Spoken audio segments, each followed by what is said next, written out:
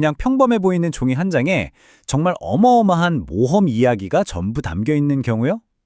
오늘 우리가 함께 들여다볼 게 바로 그런 겁니다. 무려 48일간의 남미 대장정을 담은 아주 정교하게 짜인 하나의 청사진이죠.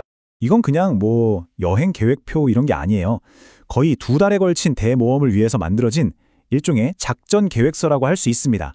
여기 적힌 한 줄 한 줄에 앞으로 닥칠 여정과 또 마주할 도전들이 정말 고스란히 녹아있거든요. 48일. 와, 한 달 반이 훌쩍 넘는 시간이죠?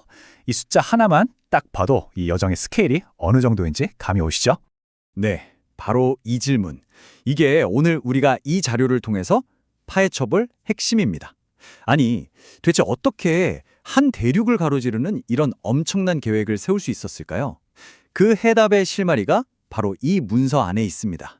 자, 그럼 지금부터 이 청사진을 한번 제대로 해부해 보겠습니다. 이 문서를 조각조각 뜯어보면서 이 계획이 품고 있는 거대한 여정의 실체를 한번 따라가 보죠. 이거 보세요. 달랑 2페이지인데 여기에 7주, 그러니까 48일치 여정이 다 들어가 있어요. 페루에서 시작해서 볼리비아, 칠레, 아르헨티나를 거쳐서 브라질까지 말 그대로 한 대륙을 종단하는 정말 빽빽한 스케줄입니다.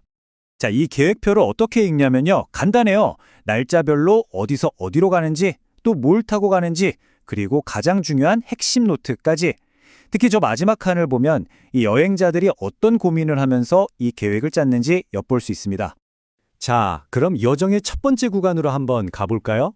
모든 게 시작된 곳, 바로 잉카의 심장부, 페루입니다. 이 타임라인을 딱 보면 이 여행의 속도감이 확 느껴지시죠? 거의 일주일에서 열흘 간격으로 계속 국경을 넘나들어요. 정말 숨가쁘게 움직이는 일정인데 이것만 봐도 이 여정 자체가 얼마나 큰 도전인지 알 수 있습니다. 그런데 말이죠. 이 빽빽한 계획표 데이터 안에 여행의 첫 번째 중대한 장애물이 암호처럼 숨어 있었습니다. 그곳은 바로 페루의 쿠스코였죠. 해발 3,399m. 이게 어느 정도냐면요. 우리나라 백두산보다도 훨씬 높은 곳이에요. 이 숫자 자체가 이 여행자들이 마주해야 했던 첫 번째 시련이 얼마나 만만치 않았는지를 보여줍니다. 바로 이겁니다. 계획표에 적힌 딱 2단어, 고산병 휴식.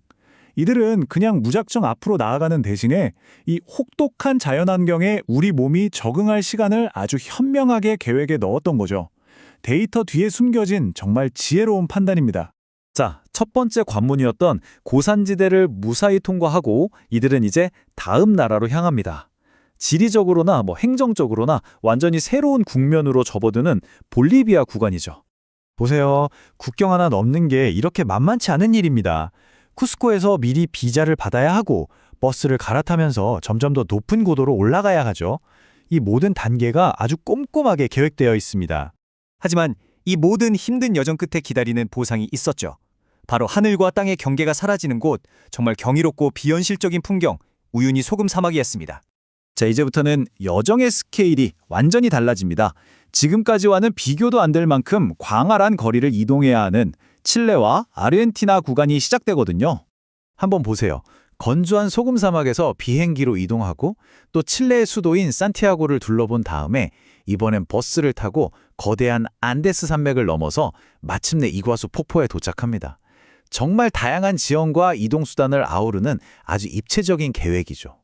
어느덧 여정의 막바지를 향해 갑니다.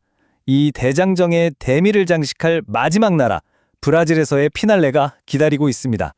여기서 정말 기가 막힌 디테일이 나와요. 이 계획표를 보면 일부러 며칠 간격을 두고 이과수 폭포를 아르헨티나 쪽에서도 보고 브라질 쪽에서도 보도록 설계했어요. 한쪽에서는 폭포 바로 옆에서 그 힘을 느끼고 다른 쪽에서는 숲 너머로 펼쳐진 장엄한 전체 모습을 감상하는 거죠. 이게 진짜 여행을 아는 사람의 계획인 겁니다. 그리고 48일간의 긴 여정, 그 대장정의 마지막 남미 기착지는 바로 이 상징적인 도시 리우데자네이루입니다. 모든 여정의 뜨거운 마침표를 찍는 곳이죠. 자, 지금까지는 우리가 어디를 갔고 무엇을 했는지에 집중했잖아요. 근데 사실 이 문서의 마지막에는 그것보다 더 중요한 메시지가 숨어 있습니다. 바로 어떻게, 그리고 왜에 대한 답이죠. 문서 맨 마지막에 있는 이 손글씨 메모 보이시나요? 어쩌면 이게 이 48일간의 대장정을 성공으로 이끈 가장 핵심적인 열쇠였을지도 모릅니다. 바로 이 메시지입니다. 이 길고 험난한 여정에서는 아무리 훌륭한 계획이 있어도 그것만으로는 부족하다는 걸 알았던 거죠. 그보다는 함께하는 사람들 사이의 신뢰와 협력, 팀워크가 훨씬 더 중요하다는 것. 이건 단순한 여행 계획이 아니라 함께하는 공동체에 대한 하나의 약속이었던 겁니다. 결국 이 모든 빽빽한 일정과 데이터 너머에 있는 건 사람이었던 거죠. 여러분, 어쩌면 우리 인생의 모든 계획에서 가장 중요한 건 그 계획 자체가 얼마나 완벽한가 보다도 그 길을 누구와 함께 걷느냐가 아닐까요? 한번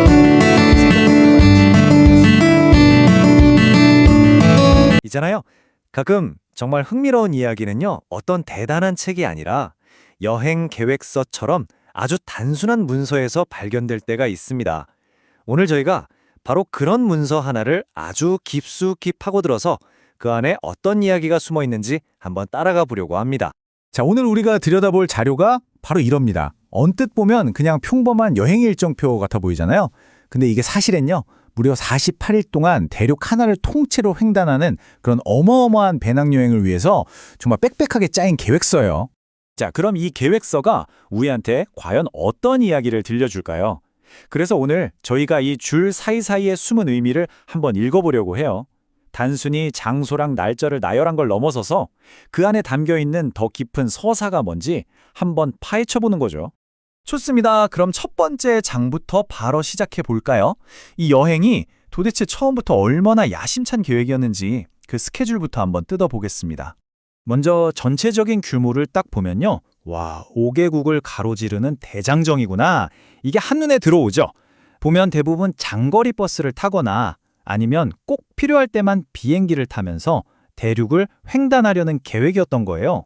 자, 여행의 첫 구간을 보면요. 여행자는 곧바로 옛 잉카 제국의 심장부였던 페루와 볼리비아로 빨려 들어가게 됩니다. 이 타임라인에 쭉 따라가 보면 여행 경로가 아주 선명하게 그려집니다.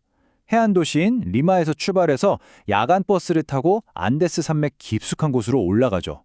그러면서 마추픽추 같은 상징적인 명소들을 딱딱 거쳐가게 되는 거예요. 그런데 말이죠. 이 일정표에는요. 이 여행의 가장 큰 어떤 물리적인 도전에 대한 단서가 숨어 있어요. 국경을 넘는 거 아니면 긴 버스 여행? 그런 게 아니었습니다. 바로 이 숫자입니다. 3,399m. 쿠스코의 해발고도죠.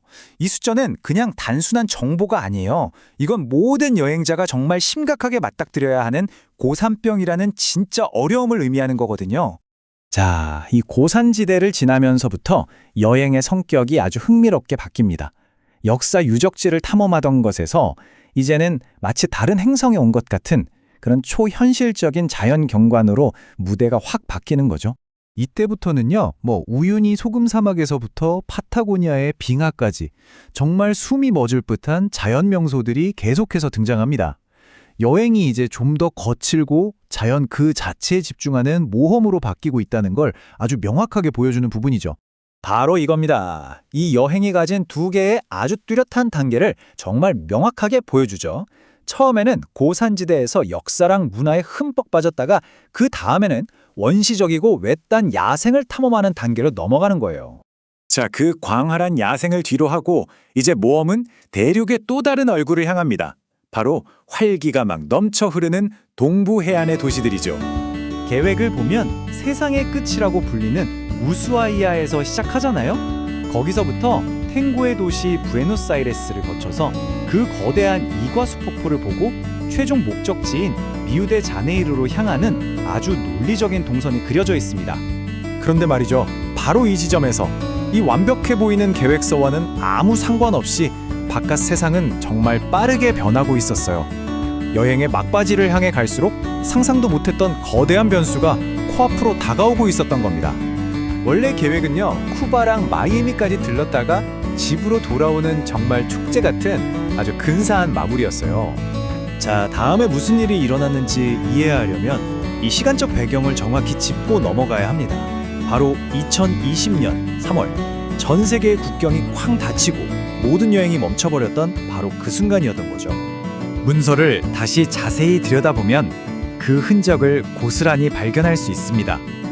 쿠바를 가려던 계획, 그 축제 갔던 마무리 위에 쭉 그어진 줄들, 그리고 그 자리를 대신해서 적혀있는 마이애미에서 집으로 바로 돌아와야 했던 그 긴급한 항공편의 기록이죠.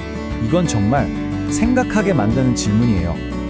일생에 한 번 있을까 말까한 그런 여행이 이렇게 갑자기 중단된다는 건 과연 어떤 의미일까요?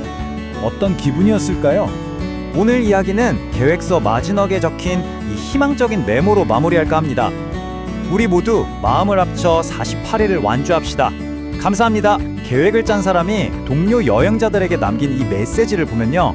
비록 여정은 중간에 멈춰섰지만 그 안에 담겨있던 모험의 정신만큼은 영원히 끝나지 않았다는 것.